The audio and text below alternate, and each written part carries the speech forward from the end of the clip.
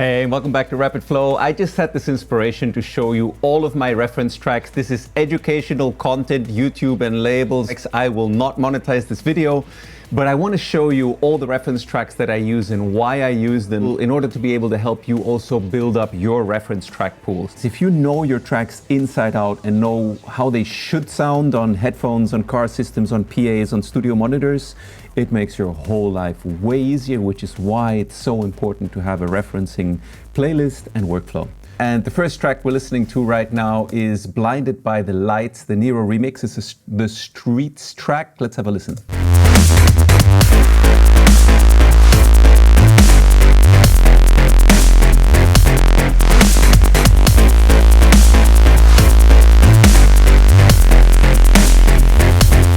Okay, so obviously I'm using this track as a loudness and low-end reference, even though this track does not have, let's just say, like an insane amount of deep subs.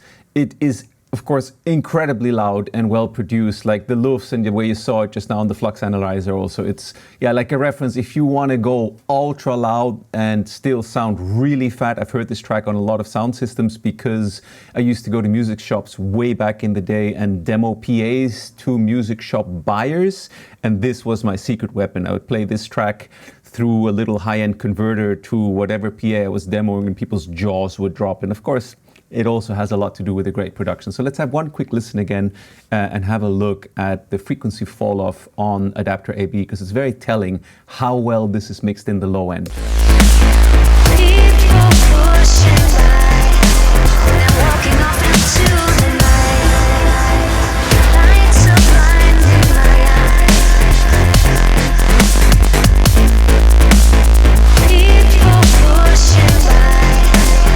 Yeah, super amazing. Of course, if you're going to build up your reference track library, use WAV or AV files or FLAC files. Don't use MP3s because that defeats the whole point. Now, this is another track from Rauschhaus that I love. It's his edit of a track from Billie Eilish, which I think this is pretty much my ultimate reference for vibe versus loudness versus sound quality. Like everything about this track right now in this time, for me, it's just perfect. Let me show you.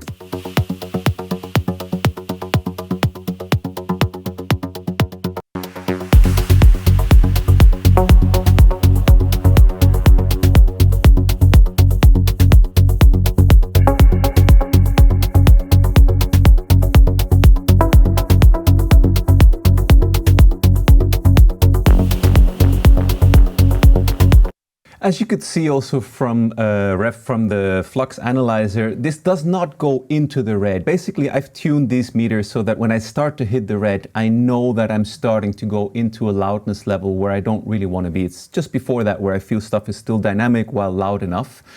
And yeah, the overall frequency balance of this, I don't find it too aggressive. It's like nice and smooth, but still punchy and cuts through in the mids and highs enough. Although it has a slight dip in the mid frequencies if we look at this. I'm going to go to a slightly fuller space and show you how it sounds in the mids.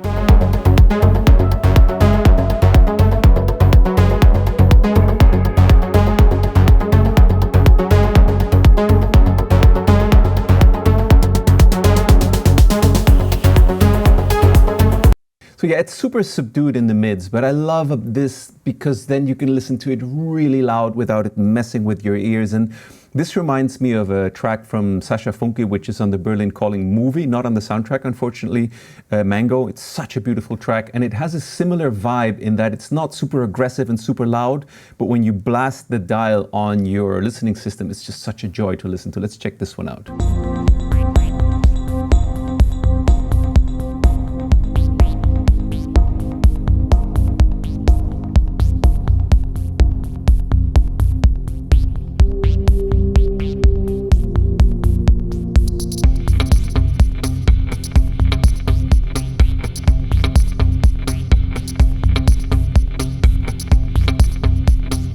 Yes, that is minus 13 lufs. How cool is that? Actually, I didn't even realize how low loudness this section of the track is. Let's go to a more busy section of the track and compare, or look at the lufs there.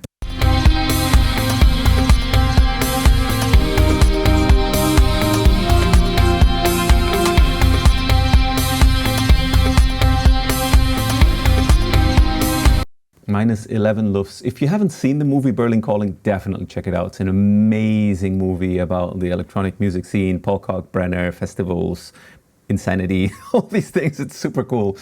Then I have here this track by the amazing Frank Wiedemann and Ryex, Howling, which is really like my low-end reference for the impact that well-produced tracks can have for the kick and bass. Check this out.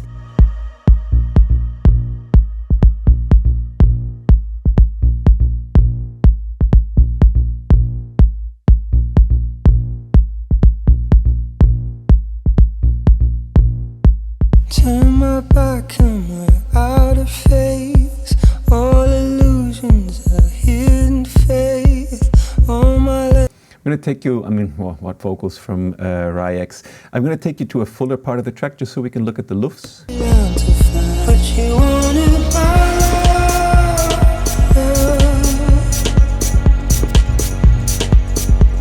You wanted my love to break us. So when the vocals are in, we're hitting minus 9 lufs. Yeah, beautiful, beautiful track, but especially the bass impact of the kick and bass. I've heard that on a ton of rental car systems, and it works on every system. Let me take you back to that first reference to the kick and bass.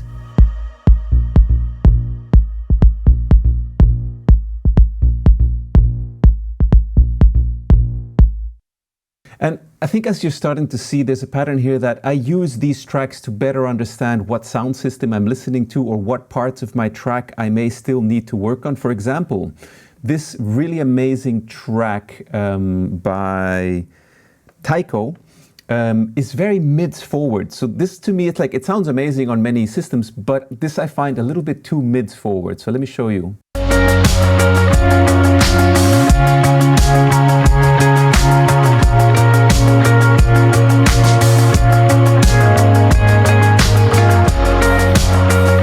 I mean, for like down tempo, it's also ridiculously loud. It has quite a bit of saturation in it. It sounds cool, but this is when I need to know, like, is my track starting to get too aggressive, too saturated, too compressed? If it starts to go into this territory, I know I need to back some things down. Now, let me show you another reference that I have, which is Deadmau5 and Cascade. This is quite a, like, more, I'm going to say kind of pop-produced track. I hope that doesn't offend anyone, but it's like, let's say it's kind of more like radio sound. Check this out.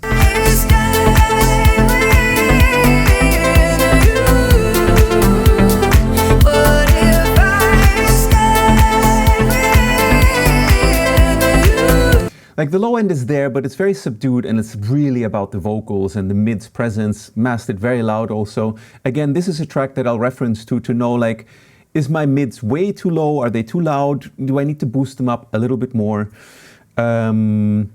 This is the loudest track I know. It's a remix of an incredible extreme track, The Second Room by Modus. I've never heard of these guys before, but my God, it's a good production. Check this out. It's just, like, when I first played this on my car, like basically my brain almost exploded. Check this out.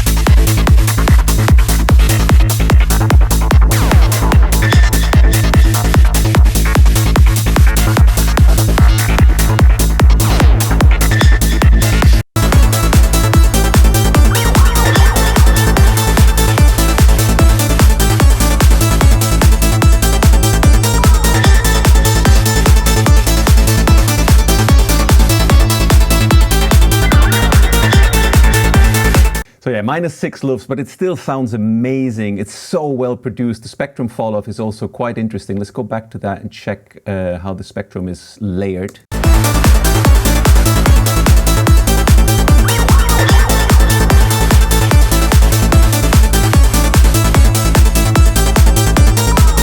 Very compact and controlled low end below sort of 50 hertz. It's like nothing's there so that you can get it this loud. It's very smart how it's done.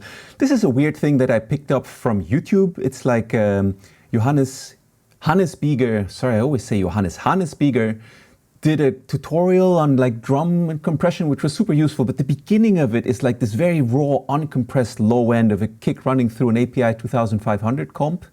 And I just thought it sounded so cool. So this is like for me to always remember the dynamics that are in music if you don't compress and limit the crap out of it. Have a listen to this.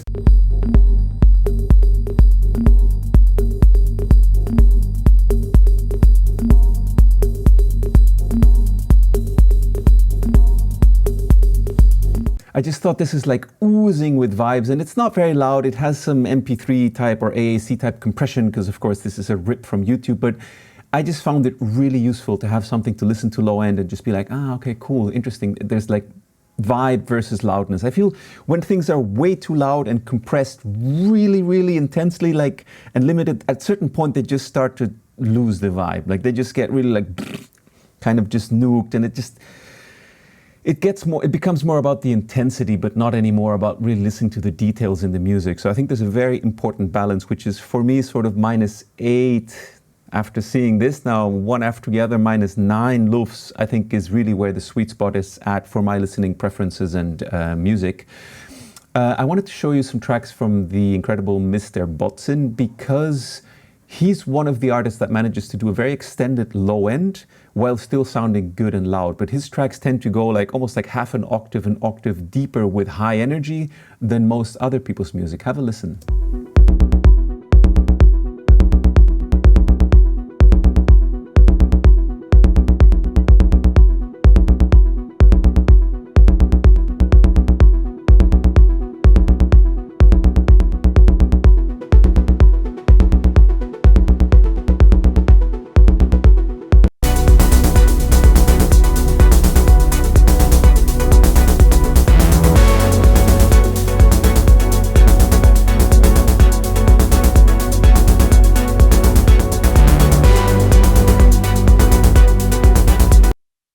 Can you hear how there's kind of a smiley curve in this? There's like a slight dip in the mids here, or high mids. The ultra high frequencies are super controlled. There's nothing like fizzling around there. It almost sounds like tape. And yeah, the low end is just very warm and fat, but it doesn't overwhelm limiters and compress and stuff. It's really, really well done. So that's a really good reference, I think. Jan Blomqvist, one of my favorite music producers, amazing artist. I use his tracks a lot for mid-presence referencing. I find his music is very well done for that. Check this out.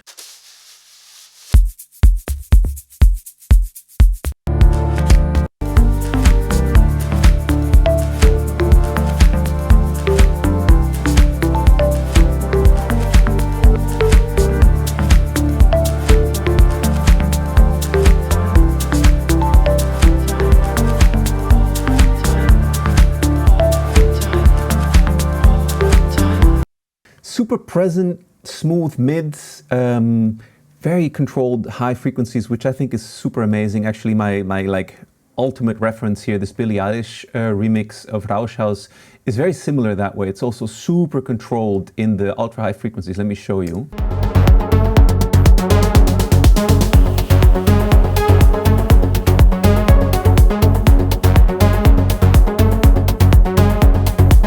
I just can't deal with music anymore. That's just like super high frequencies all over the place, which actually kind of a lot of Goa trance these days or Psytrance feels that way. It's just like hi-hats and crunchy Nordlied sounds all over the place, and it just overwhelms me. So this is really more my references, which is these smooth tops. I find that super pleasant, and on PAs or when I'm playing stuff loud, it's just amazing because you can like hear all the details and not everything's overwhelmed with basically hi-hats and shakers, which is a bit much, I find.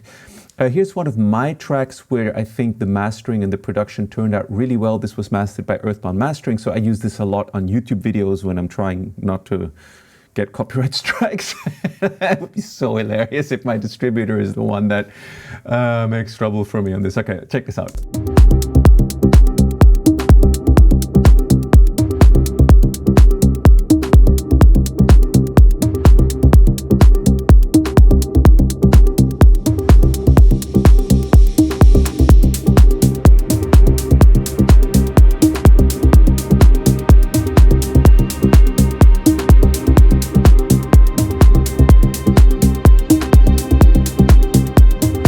actually interesting for me to see that this has a very similar high, mid, dip, and very controlled high frequencies as actually my Rauschhaus reference. I made this track before I knew of Rauschhaus and this track, so that's actually very comforting, and also a big compliment to Daniel of Earthbound Mastering, who mastered this and did such a great job. I love everything about how he made this sound.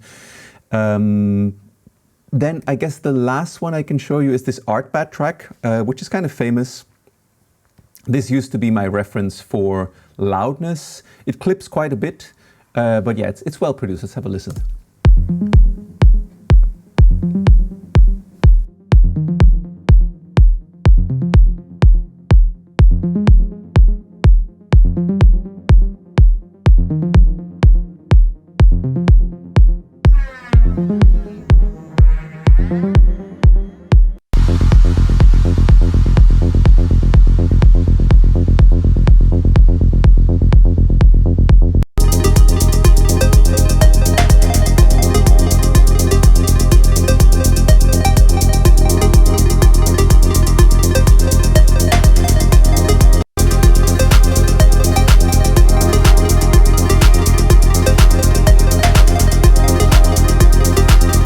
It's a cool track, but I feel there's a lot of saturation going on, and kind of like it feels a little bit gnarly, although I've heard it sound really good on car systems and PAs and all kinds of stuff. So it's an interesting track. I think maybe this is where I even got the -8 lufs from, because I've been using this reference track for a very long time already. This is kind of an opposite of everything I've been showing you now, which is more like how subdued and kind of great music can still sound great, but even I find this is mastered or produced very subdued. Have a listen.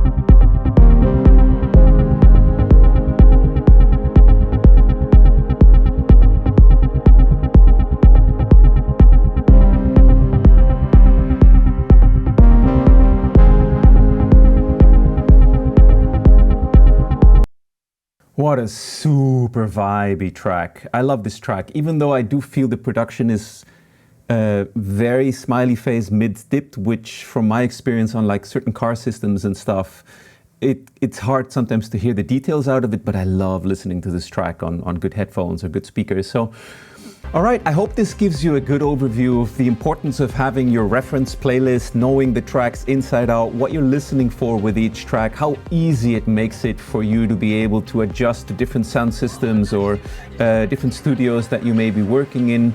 And yeah, I'll leave you with this track, which was actually a track that happened here in the studio in 1 hour, and then it was picked up by Build It Records, mastered by Daniel of Earthbound Mastering. Thanks, Daniel. You made a great job with this. As always, I can highly recommend his mastering services over at earthboundmastering.se. And yeah, I hope this video was helpful for you. I'll see you on the next one. Take it easy. Bye-bye.